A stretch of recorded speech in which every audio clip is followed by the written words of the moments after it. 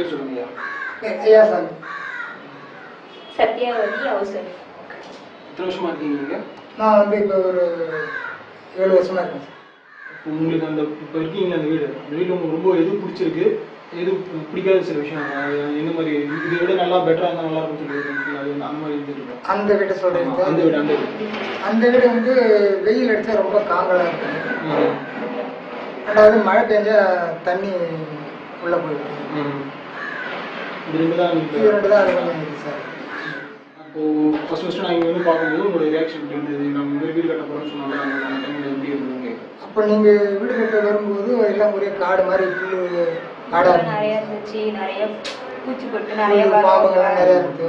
ரொம்ப பயமாவே இருந்துச்சு. இருந்தாலும் இப்போ வந்து கொஞ்சம் இப்போ நல்லா இருக்கு. காடெல்லாம் வச்சுக்கிறது, இந்த வீடெலாம் வச்சுக்கிறது கொஞ்சம் நல்லா இருக்கு பார்க்கவே. ஃபர்ஸ்ட் இந்த கல்லை பார்த்தோம்னா நீங்கள் என்ன நினச்சிங்க? சாதாரணமாக செங்கல் தானே பார்த்துருக்கீங்க? ஆமாம், சாதாரணமாக செங்கல். இந்த கல்லை பார்க்குறப்போ உங்களுக்கு என்ன தோணுச்சு? எனக்கு வந்து இது கல் வந்து ரொம்ப அழகாக இருக்குது, நல்லா இருக்கும் அப்படின்னு.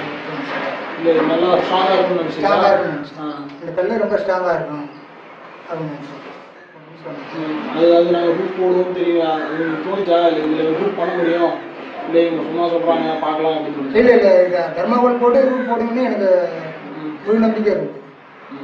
முழு நம்பிக்கை இருந்தது. தர்மாகோல் போட்டு நீங்கள் ரூட் போட்டு சீலிங் அடிச்சு பார்த்தாரு நல்லா இருக்கு. இது இப்போ டெம்பரேச்சர் எப்படி இருக்கு? நம்ம அந்த ஹீட் அந்த வீட்டுக்கு இந்த வீடு எவ்வளோ கூலிங்காக இருக்கு.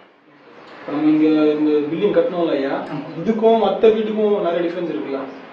நார்மலாக நம்ம இது பண்ணுறதும் ஏன்னா நீங்கள் இங்கே வேலை செஞ்சீங்கன்றதான் கேட்குறாரு. அது எப்படி ஃபீல் பண்ணாரு? ஜல்லி போட்டுறல, அந்த அந்த ஹோல்ஸில் கம்பி வச்சு ஜல்லி போட்டு பேக் பண்ணுறல, ஒரு 5 வரைக்கும் ஒரு முறை பேக் பண்ணி அப்புறம் தானே வாரி போடுறோம்.